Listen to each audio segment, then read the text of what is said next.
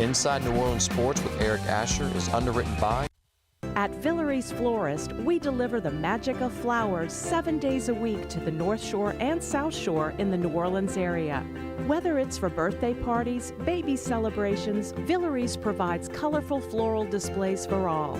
With a store full of fresh-cut flowers, exotic tropical flowers, orchids, roses, and even fruit baskets, our goal is to make your vision a reality. Villeries Florist, proudly serving Louisiana since 1969. Homeowners insurance increasing or deductible too high? Call, click, or come in. Save a Dave. Dave Miette Insurance Agency.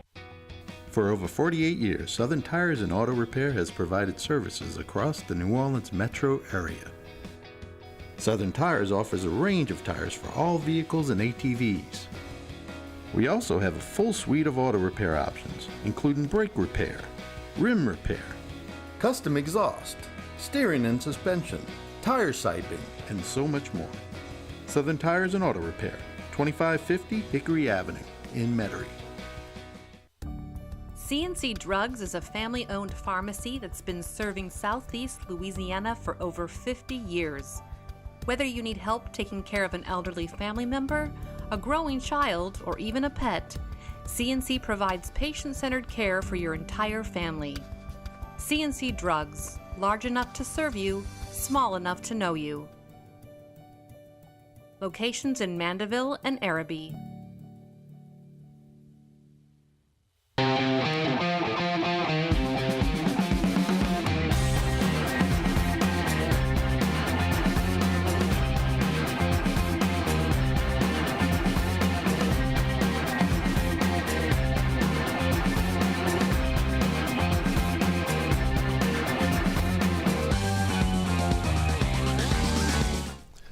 Good afternoon and welcome to another edition of Inside New Orleans. I'm your host, Eric Asher. Over the next hour, we're going to cover all the home teams. We'll talk about the Saints just finishing up minicamp, getting ready for the break before the regular season. Pels, things looking up for the New Orleans Pelicans and Zion Williamson. Next week, again, the 8th pick in the draft. We'll see how that kind of plays out before free agency.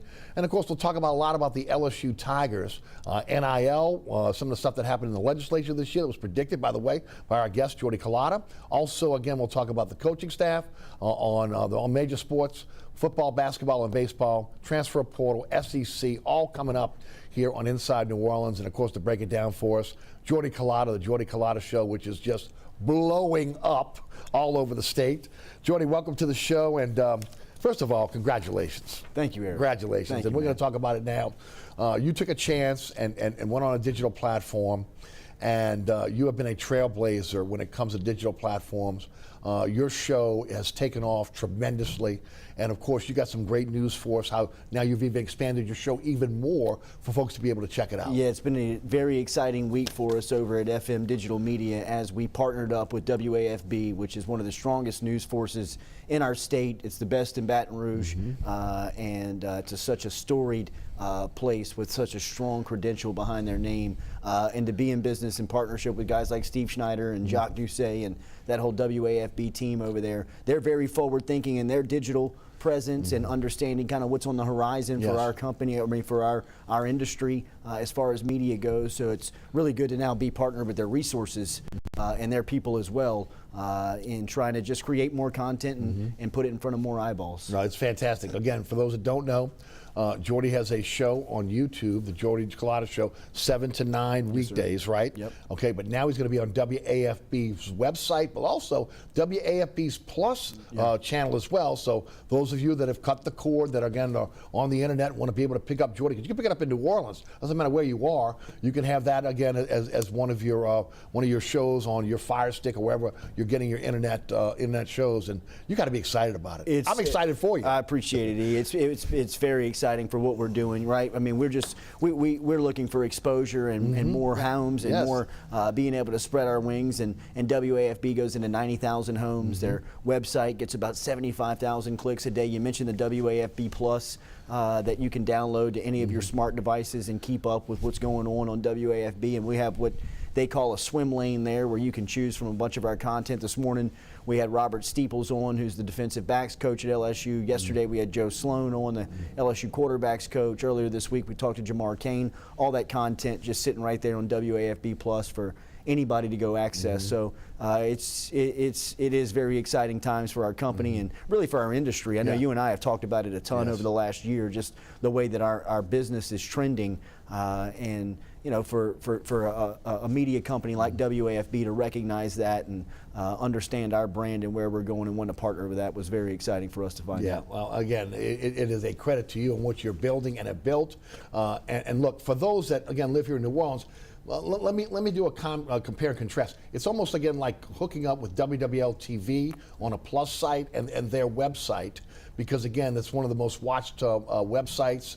And, of course, when you talk about, although they don't have a plus, if there was a plus, that would be that. So, I mean, that's what you're talking about in terms of Baton Rouge. But now, going on the internet, it's worldwide. Sure. So you're not just confined to, Baton Rouge or the greater Baton Rouge area. This is worldwide now. Well, in a place like WAFB, when there is breaking news, whether it be from a weather standpoint or a story standpoint, I mean, you're seeing a mad rush and dash to those websites to try and get that content just by being in that neighborhood where people are coming and crashing onto the site is going to be helpful for us, just for more people to just find us and figure out where we are and to start to understand the digital medium. I know if you and I have talked before, a lot of the process that we're in through this is really educating people, whether it be business owners or whether it be listeners and viewers, of just how to find us and where we are, very much right now is in an information gathering standpoint. Yeah.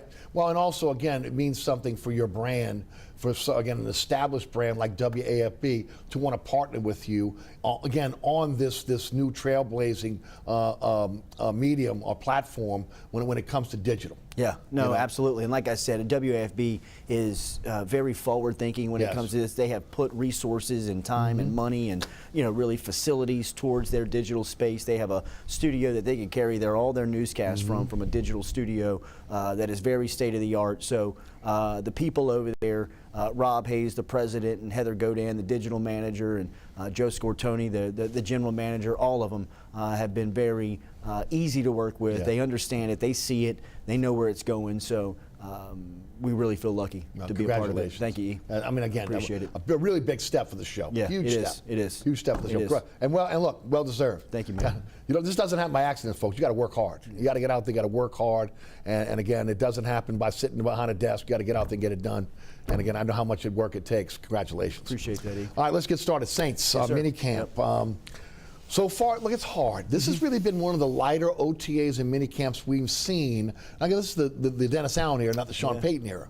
You can't have pads. It's shorts and shells in some cases. In the case of the Saints, it's been shorts and T-shirts. Okay, so with helmets. So it's hard to be able to judge. You can see the athleticism of players. You can maybe see, to me, again, it's about seeing what they've learned in the classroom, and then again taking that to the playing field, especially young players who again just got into the system. But it's also about, again, getting yourself in shape, hardening your body, getting ready for the season, because you're going to have about a 6-week break before you get into training camp, and you got to be in shape. And for the Saints this year, it's been about rehabbing. A lot of guys that are still nursing injuries or coming off of surgeries that they've been having to try to get themselves ready so they're ready for training camp. This is the first time they've had this event in 2 years. Yeah. Right? And I think that there's something meaningful to that, even for a professional athlete. It was, to me, Sean Payton made the decision a couple of years ago to suspend this because he understood the maturity of his roster. He knew he had leaders that were built in, and he could trust his guys. At that point, he probably had the best roster in the league. I still think here, 2 years later, to get back on the field, have these experiences, there's nothing that will ever replace the live rep. Nothing. It's true. Right? I mean, there's no Zoom call, there's no meeting, there's no video, there's nothing in football that you can replace by getting on the field and just making it happen, making the play.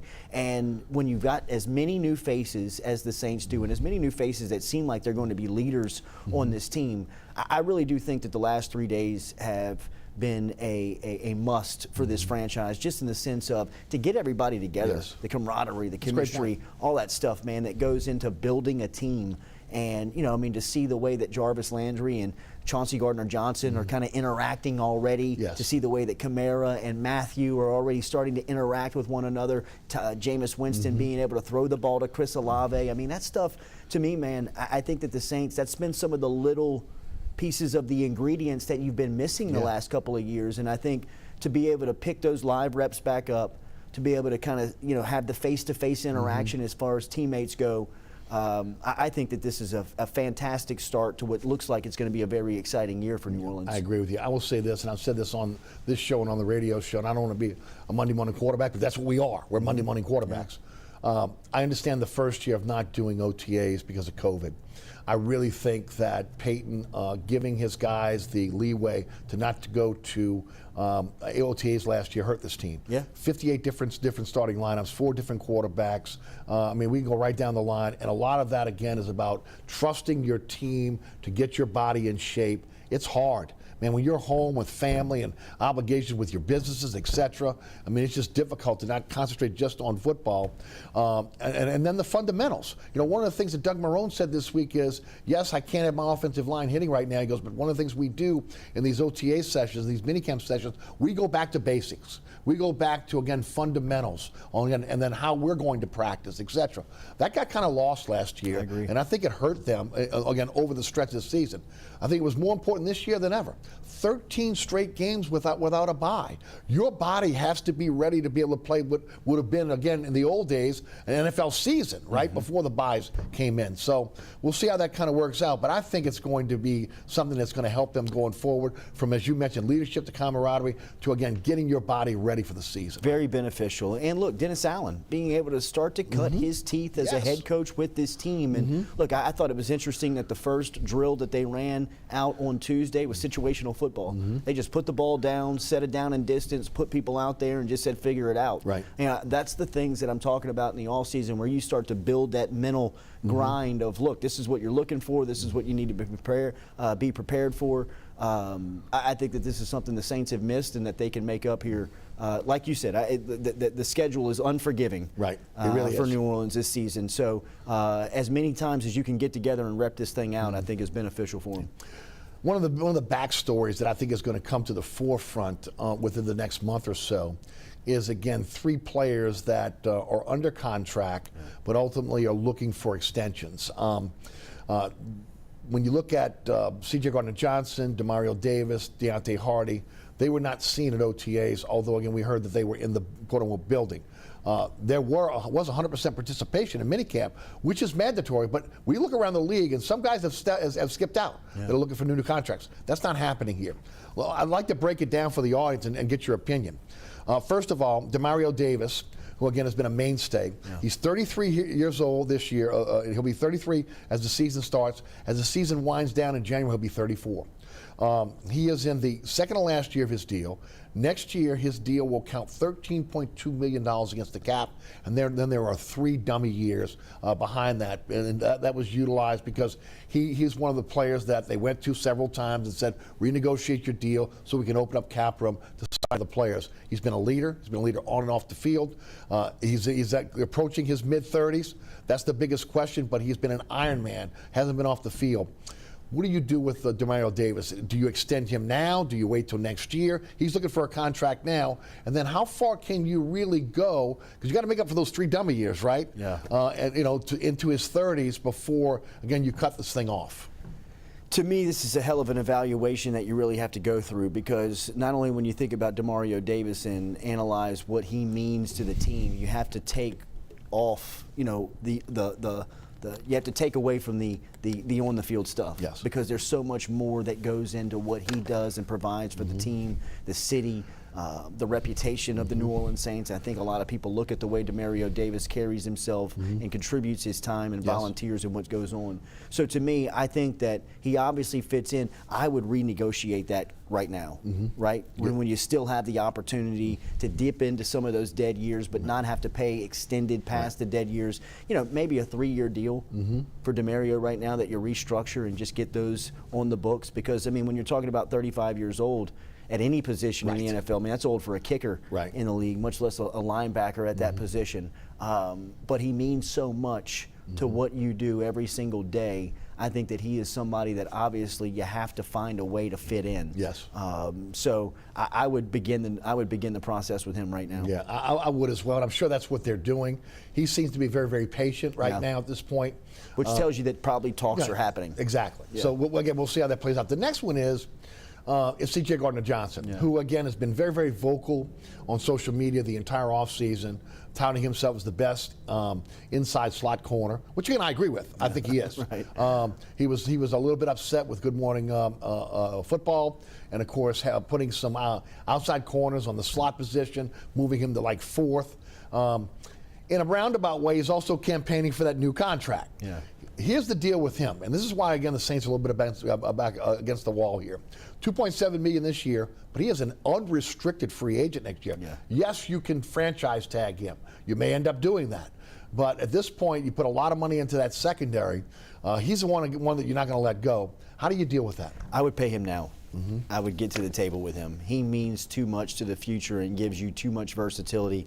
And look, I know that we are biased when I talk about what Tyrann Mathieu is going to bring to the New Orleans Saints. And obviously, I don't think that we've hidden the way that we feel about him. But I think that the player that is going to benefit the most with Tyrann Mathieu being a Saint is going to be Chauncey Gardner Johnson. And when you talk about what the versatility and now what Tyrann is going to allow you to do with a player that feels a lot like Tyrann 8 years ago, 7 years ago, that you're getting that fresh athleticism and that mentality in that player like Johnson who can make these plays, I would begin the process with him now. This thing, it could turn into a negotiation that you start to really kind of want to push away from the table. You don't want to hurt feelings. No way, man. Get this. Because he's an emotional player. To me, the three guys that you laid out, he would be my top priority. Right. For as much as Demario Davis means to the franchise, the city, and the team, still my top priority for looking at the future of the Saints would be Chauncey Gardner Johnson, just because of what he allows you to do defensively. And now you and I have talked about it. Dennis Allen is a defensive-minded coach. Right. Not only is he a defensive-minded coach, he specializes in the defensive backfield. I got to imagine he cannot see a day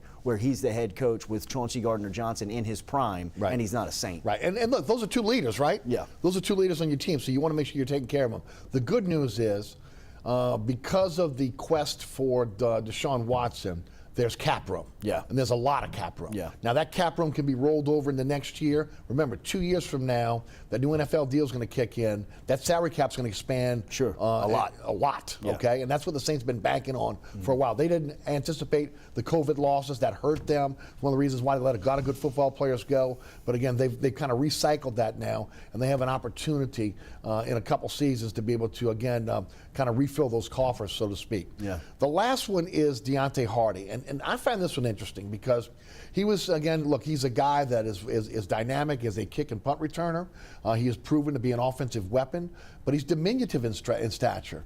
How much can you really utilize him as a full-time offensive player? And then with the group you have in the wide receiver room right now, how much can you utilize him? He's been tendered at $3.9 million for this year. He wants a long-term deal. He is an unrestricted free agent next year. The problem is he's the second highest paid wide receiver on the team. And Jarvis Landry's only getting $3 million. Yeah. So I understand Jarvis will probably make those incentives and make close to $6 million, but still, you got to have some sanity when it comes to your salary cap. How would you deal with that? Yeah, when you see, to me, I believe that in this particular instance, the value. 3 months ago, if you'd asked me this, I would have said sign him. No thought, get him extended. But now, when you look at the wide receiver room and what it potentially can be, I think he loses a lot of value, right? Where, you are one of the top specialists in the league as far as returning goes, and there's a scale for that. But the scale that you're measuring it off of right now is not the scale that they are going to pay on. Right. And I think that it's a smart move by Hardy and his camp to try and get to the table as fast as possible. But in the grand scheme of it, I think that the Saints have the leverage here, and time is on their side.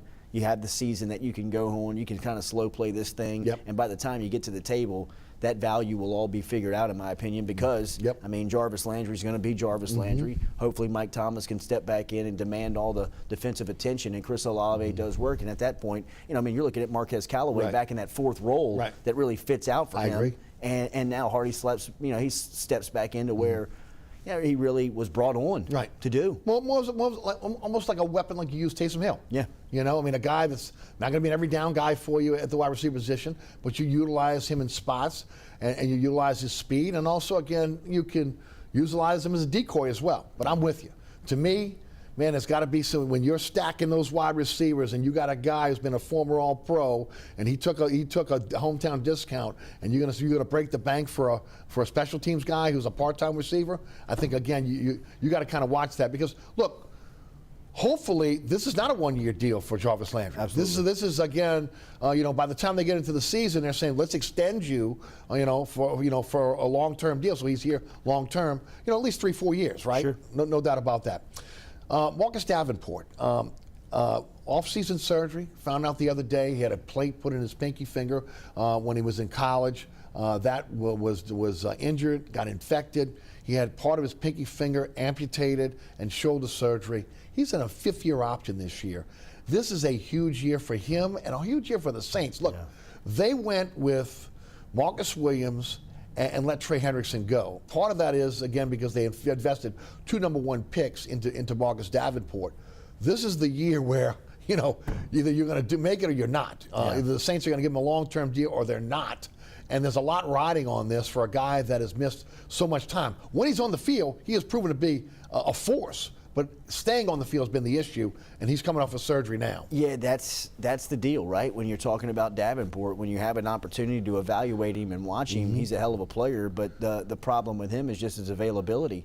He just does not seem to be available the majority of the time, which, in my opinion, in the NFL, you can't count on that. It's everything. Yeah, right. Availability is everything. It is. I mean, the best ability is the availability. So, I mean, for him right now, as far as going into this contract season and a decision time for the Saints, I think there's too many players that have too much more priority in front of him that they trust. I think that when it comes down to Davenport, that the end of the negotiation is going to tell the Saints that they really can't trust him. Right. And, I think that he's got an opportunity to prove it this year, and he needs to play 17 games. I mean, he needs to play a full schedule. He needs to play and be available every week of the season, I think, to demand any type of negotiation power when he sits down at the table, because to me right now the Saints have all the leverage when you just talk about, where he's been. The franchise tag is costly for a defensive end. Yes. Okay, so, when you're thinking in that realm. And then, of course, you got some other players on this team that you may have to deal with. Let's say you don't get anything done with Gardner Johnson. You have to tag him. Maybe you don't get anything done with Hardy. You may have to tag him. So, again, we'll see how that plays out. But it's going to be interesting to see, because this is the year. We've been waiting and waiting.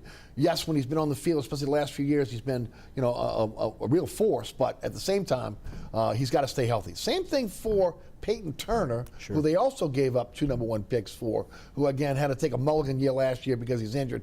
He is, again, still rehabbing his injury, has not participated in minicamp.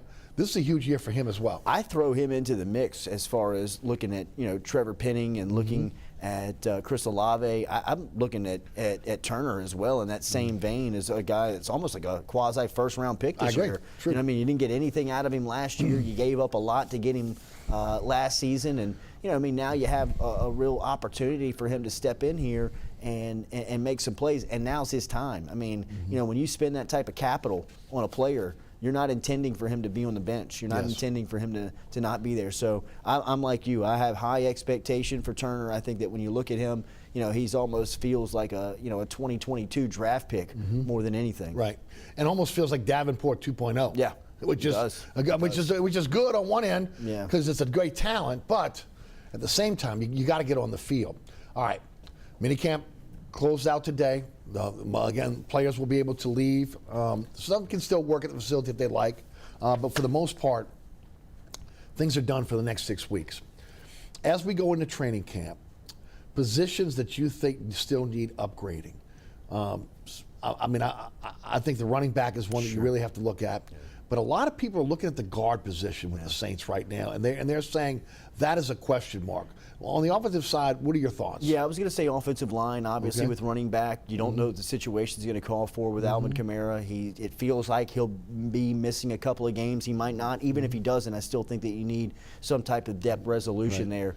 Obviously, you've got a couple of players back there, but David Johnson was in this week. David Johnson came in. I know that Tony Jones Jr. was here last year. I don't know if he feels like the answer But it does feel like they are looking for answers there. I know that they brought DeAndre Swift in a couple of weeks ago. They were just kind of looking for anybody that can play that position to see if they can add any help there. So I think running back makes a lot of sense. Obviously, they've made a lot of strides at wide receiver and shoring up that depth. And I think the attention does turn to offensive line after that. You know, I mean, you've got some experience up there and you've got some guys that you count on, but I still think that there's some unanswered questions that you may have, especially from the interior spot, that you may start looking for some depth here.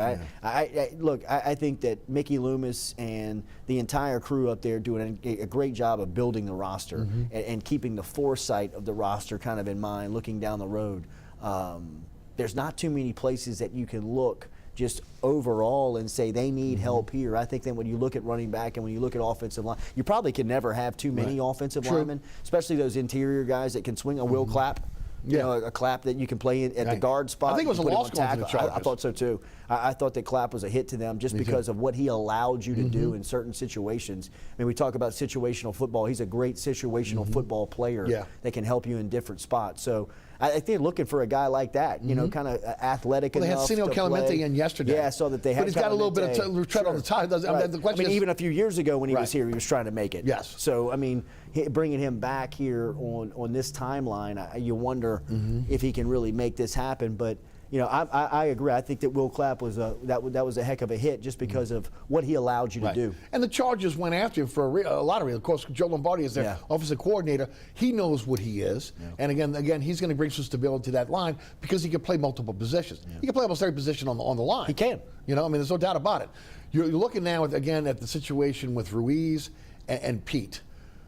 Pete, it's all about staying healthy. Yeah. When he's healthy, again, now look, some will say again he's not the greatest pass blocker, and you go in your mind's eye and you can see, you know, Breeze going down with Pete whiffing. But the question is again, is he going to be exposed without Armstead next to him? Right. If he's got to deal with a rookie who's going to be next to him, how does that play out? If Penny beats out James Hurst, and then on the flip side, what do we see out of Cesar Ruiz last year? Was that Cesar Ruiz? Is he a guy that really can't play the guard position? Is he really more of a center, or was he exposed because Ramczyk was hurt most of the year? So again, I think those are two question marks at the guard position. You have Throckmorton, who played well in spots last year.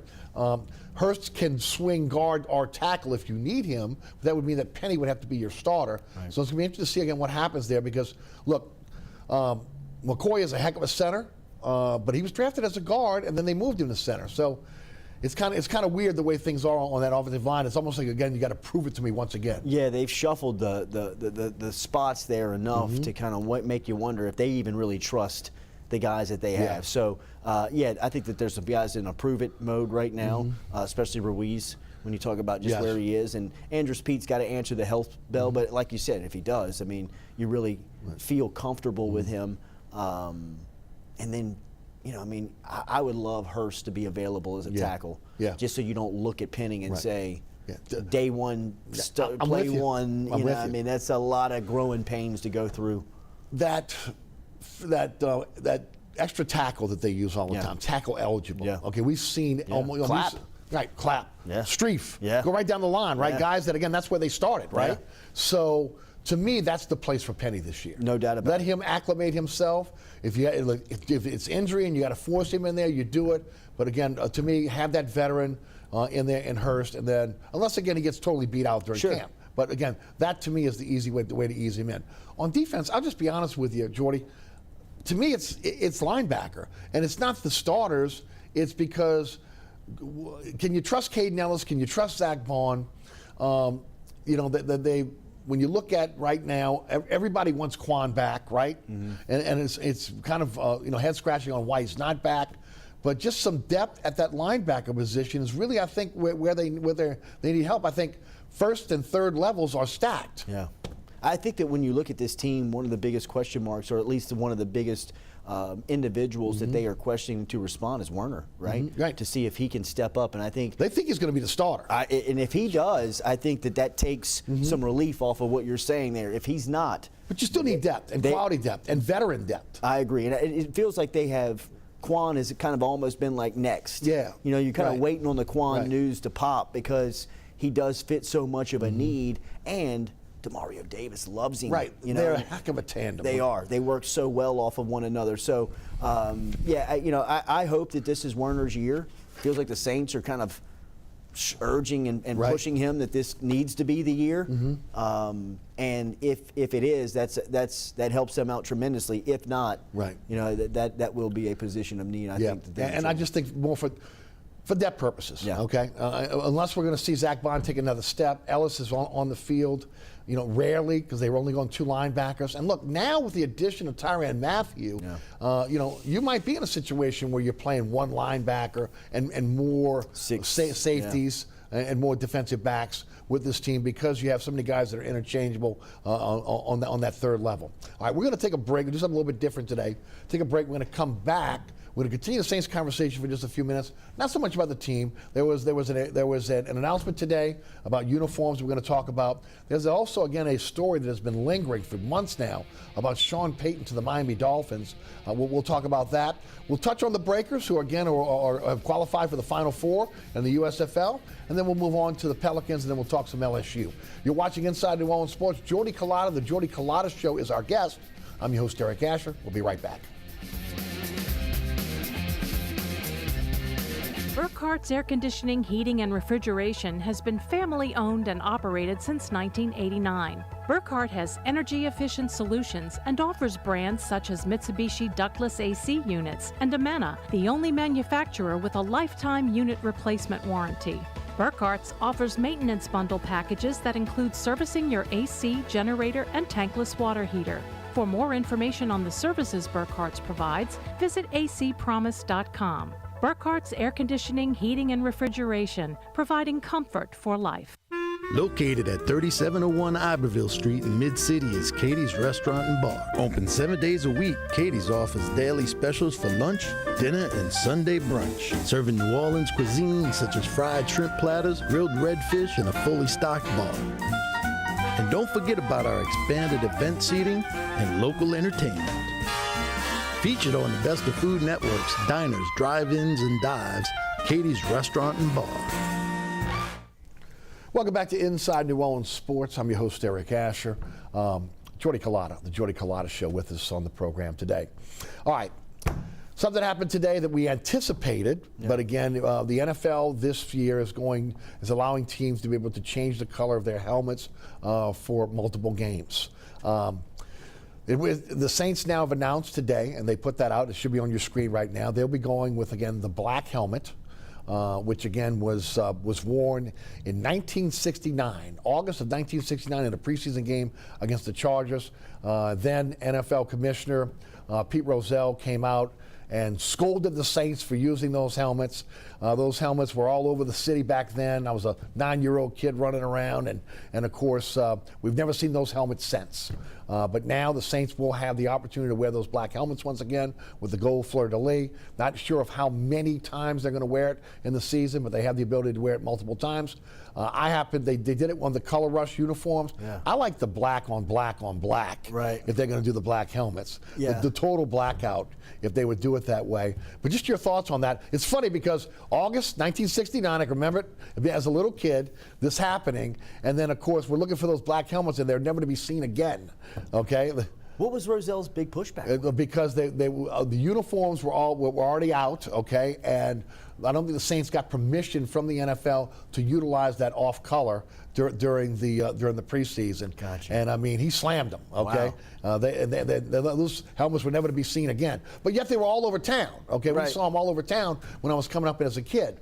But now it's official. They can wear that. The Atlanta Falcons have gone back to their red helmets. Wow. Okay, which is interesting. I love those. Yeah, they're going back to their red helmets. That's early Dion days. Right. So we'll see. And again, that's their off-color helmets. But I like it. I do too. I like taking some chances like this, especially for a league like the NFL, who's so buttoned up and so tight on the way that they look and the way that they govern this stuff. For them to step out there and take a couple of chances and allow this stuff, I think is fun. Mm-hmm. I will say this. I think over the last decade that the Saints uniform has become one of the best traditional looks in sports. I think that when you look all in all around uniforms and around the way that teams carry themselves and the brands that they put forward and the way that they look through uniforms, I think that the Saints have tremendously upgraded the way that they look and carry themselves as far as the brand goes. It's easy to talk about the color rush, the white on whites, but I mean, even the traditional look of the gold pant with the white top with the gold headgear, to me, is one of the best, the cleanest looks in professional sports. But to take the brand and take some chances, like a black helmet that obviously has some historical reference within the organization, I love it. I support it. Me too. It's just, coming to somebody like you, E, who's from the city, was a kid when this stuff happened. You remember it, you recall it. That kind of touches, something from you that brings you back to a time period in your life. I'm sure that, it is a lot of smiles. I'm sure you're not the only one. No, old Tulane Stadium. Yeah, absolutely. That feels that way, and looking at that black headgear today, and to be able to tell grandkids, kids about those moments and kind of bring them up to speed. I love that type of stuff. So me too. I'm all for it. Yeah, me too. I'm all in. And I'm one of those guys. Look, and because again, around since '67 when the team first started playing, I like a lot of the older look, the old gold and the old uniforms, and I'd like to see that back more. But it is. Look, it's 2022. It's not 1960, so it is what it is.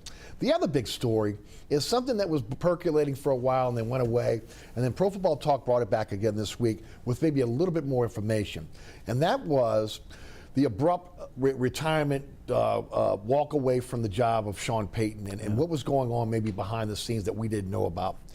There is a story that, again, has been put out there that Tom Brady was going to become the minority owner of the Miami Dolphins. He was going to stay retired, go and be part of that. But in the process, they were going to hire Sean Payton away from the Saints. They were going to send the Saints a first-round pick. Payton would take over the Dolphins, and then at that point, with Brady being the minority owner, he would come out of retirement and go with the Dolphins. The Tampa Bay Buccaneers, this is what happened after the Bucs went and got a new quarterback, right? Sure. And then the Bucs would end up having to trade his rights to the Miami Dolphins, and the Dolphins would have Payton as their head coach and Brady as a minority owner and starting quarterback.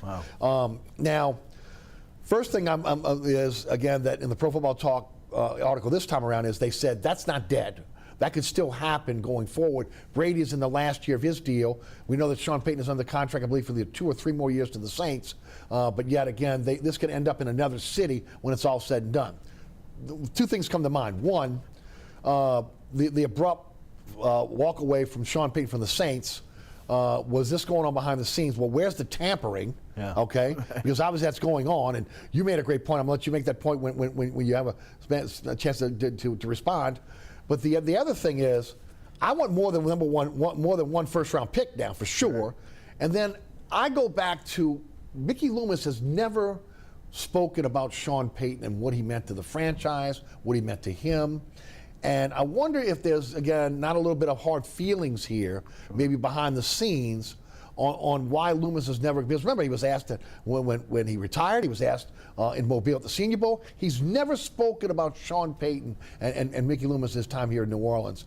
And I wonder if this backstory is the reason why. Give me your thoughts on this, because this is a story now that's come back twice. Too much smoke in today's news cycle and the way that we digest our news, to see this as many times as we have and not to come to the conclusion that something obviously was going on. Right. There's way too much discussion and chatter about this. And what's interesting to me about it is that it's the South Florida media that's bringing it up. It's the Miami media that continues to try and get this story back into the cycle, which I don't know if they're trying to sabotage their guy. I mean, they've gotten a new coach down there in McMahon, but I don't know if they're trying to sabotage that or if they're just really trying to not let this thing die. But look, there was obviously something going on. And whether it was just trying to lure Tom Brady in, I mean, the owner of the Miami Dolphins is a Michigan grad. Tom Brady, obviously a Michigan guy. Right. Those two, Stephen Ross is the owner of the Dolphins. They obviously have been in discussion of some type of partnership.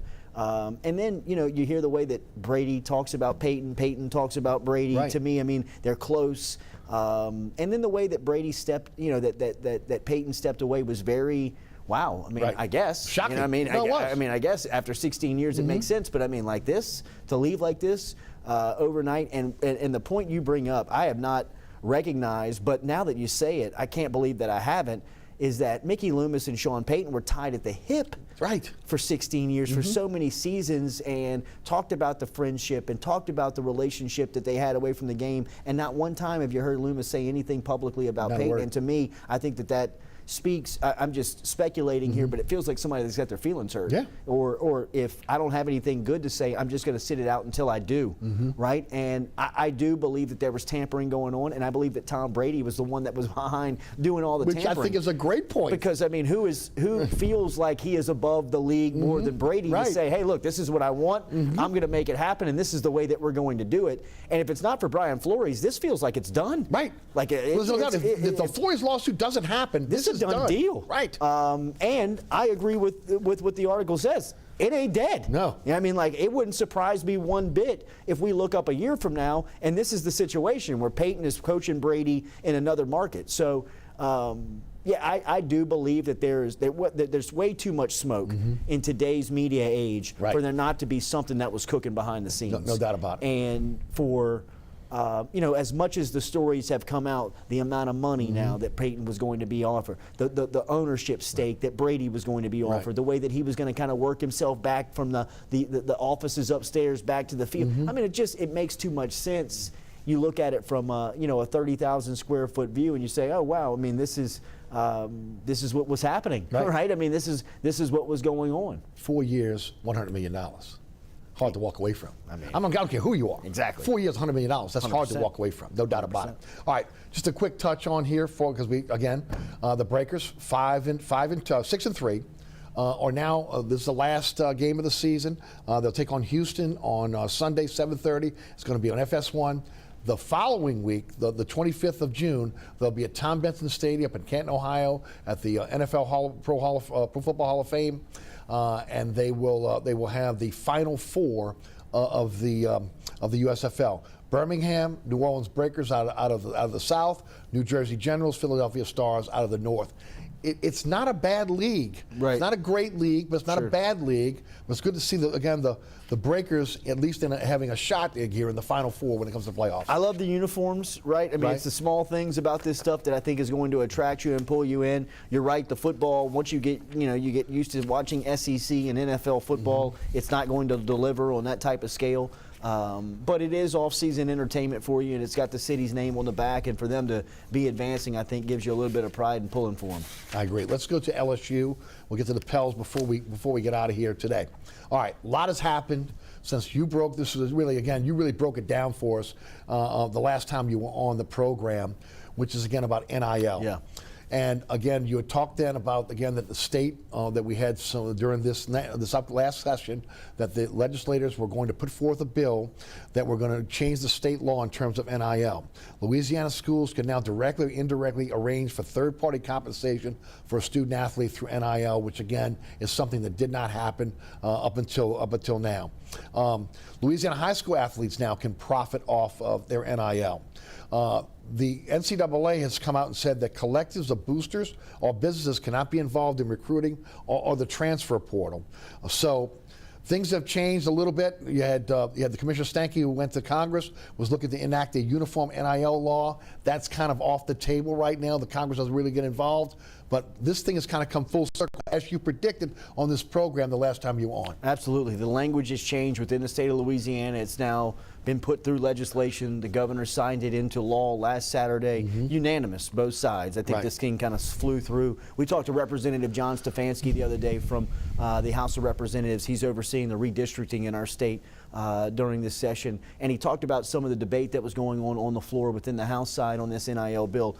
No nay votes. It was all pushed through, but there was a lot of discussion on these contracts being public, whether or not they were going to become be held private. And look, I mean, none of your private stuff is out in the public, nor should theirs be. Even though they're student athletes at a public institution, this doesn't, put that stuff to me. It's a private deal between two parties. 100%. And that's what was voted on. That's the way the language describes. But all in all, it was green-lit all the way to the governor's desk. He signed off on it. It's enacted. LSU is now on an even playing field with the rest of their competition, where the example that I would give you is that Brian Kelly has a player comes inside of his office and says, Coach, look, I'm thinking about maybe leaving, or I look over here, this player's got a deal, he's got a deal. I'm not necessarily having the success I am out there. I'd like to out there.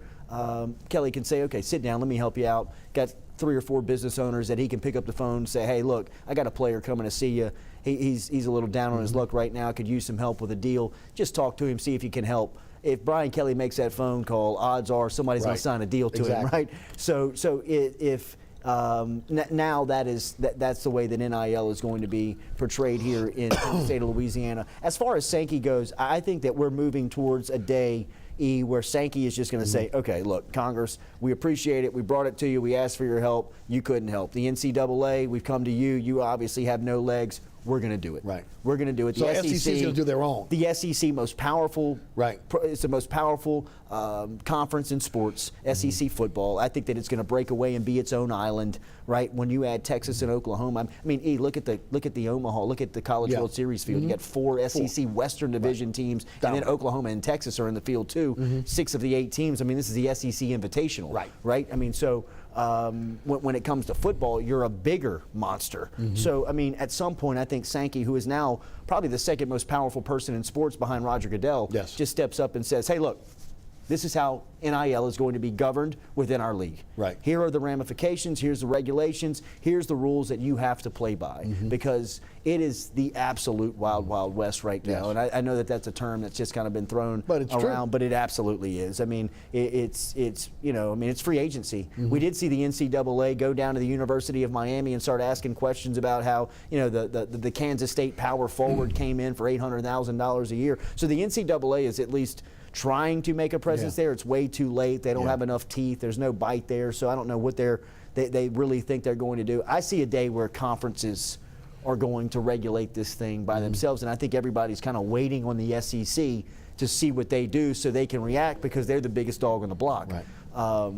So, I mean, look, it's a hell of a topic to dive in, because it's just, it is so layered with either bureaucracy or questions, or just a lot of I don't know, I mean, just going either way. And I believe we pointed out last time, I mean, we saw Pat Narduzzi at Pittsburgh call out Lincoln Riley publicly on some of the things that were going on with the Jordan Addison recruitment. We saw Nick Saban and Jimbo Fisher go back and forth in the public. I mean, you're starting to see the effect that this is having on coaches, on programs. And look, that's good for us to be able to talk about, but I think that you really don't want that. You don't want to turn this thing into WWE. No, you don't. Right, where people are going back and forth because you're illegally recruiting a kid and you're just offering him more money, and that's why he's ending up on your campus. Collectives of boosters or businesses cannot be involved in recruiting or the transfer portal. How does that affect the TAF? Right now, I don't think it affects TAF at all, because LSU's not organized to have a collective in place to go out there and recruit. That was really why they kind of fell short on recruiting day, because, I mean, look, Jacoby Matthews out of Ponchatoula, we've used him time and he was crying on the cell phone to Frank Wilson saying, I got to take this deal. If you guys could just come across with anything, I'll be able to go to LSU. And they didn't have anything in place to go. So from a league-wide perspective, Texas A&M, that's putting them in trouble, right? Because they're collective. That's how they saw, this is how we're going to run it. This is the best way to do it. And the NCAA is now coming down and saying that you can't do this. Does that mean anything? I don't know. I mean, I don't know if I'm Texas A&M and you've already got $60 million in the collective built up for the next 2 years. If you just say, come and get me, right? I mean, like, take your chance. But from LSU's standpoint, they're still trying to organize that. I mean, to give you an example of what the TAF is looking at the collective and saying, if I'm in TAF and I give you my 100,000 donated year, you're giving me TAF points back in return. I'm getting perks for my donation. I can also write this thing off from a tax standpoint. If I'm giving money to the collective, sure, I want to help, but what do I get in return? Right. I mean, do I get any TAF points? Do I be able to, can I write this thing off from a tax purpose standpoint? I mean, those are some of the questions that people are saying, I don't know. I don't know. So, from an LSU standpoint, they're saying, okay, when you do know, that's when I'll cut the check. Right? I don't think that LSU has they don't have the luxury right now of the amount of, boosters like Texas A&M says, that just says, what do you need to win? However much you need to win, we'll cut the check. Right? LSU still is looking for the organization structure of, this is how the collective works, this is who's running it, this is where you apply the cash, and once you put the money in, this is what you get. When do you anticipate them formulating that? I would think by next signing day there would be something in place. Okay. I think that there's just too much at risk right now from a college football standpoint not to have a plan in place. I think behind the scenes there are wheels in motion to things that are coming together from a collective standpoint, but I still think that I still believe that those questions that we present are being asked, right? If I'm and look, I think that there's a section of that collective that just says, tell me when, where, and how much, and I'll be there. Yes. Right. And I don't want people to know that I'm involved in it, right? But there's a certain demographic that says, if I'm going to be involved, I want to know what I'm getting back in return. Right. And I don't necessarily have to have the public know that I'm involved, but I want to have some type of perk that I receive if I'm involved, where I can't just cut this check and it just goes down to a black hole. Gotcha. Okay. Great information, by the way. By the way, this NIL law in the state is for all universities. Yes. Okay. LSU, we concentrate, but it's on for all universities. This change. And all sports. Right. In all sports. Great point. All right. Let's talk about. Let's go baseball first. Jay Johnson's got his work cut out for him in the offseason. Look, 40 games this year. I thought he did a great job, especially starting late. He loses Dan Fitzgerald, who was his infield coach, recruiter, and third base coach, to Kansas. He's their head coach now. They've had some comings and goings in the transfer portal. Talk about LSU baseball. I think Dan Fitzgerald's a hit. I think that's a guy that you're going to miss. But I think that I believe they hired him anticipating that they weren't going to keep him for long. Last season from Dallas Baptist, he's done a tremendous job of building relationships. A hot coach, a very hot commodity, absolutely. I mean, he was a sitting head coach. It's rare to get a sitting head coach and move him to an assistant role and plan on keeping him there for a while. So to lose him, I think, is a hit. I say that because they had the #1 recruiting class in the country. There is a section of that group that you're never going to touch. I mean, I think Carl Crawford's kids in that mix. I mean, he's gone. He's going to be a top 10 pick. But there is some arms that you really need to hit on. And a lot of that work was done by Fitzgerald. I think Jay Johnson's a really good recruiter. I think that he can pick up the slack as far as what Fitzgerald leaves behind. But Fitzgerald's going to be tough to replace.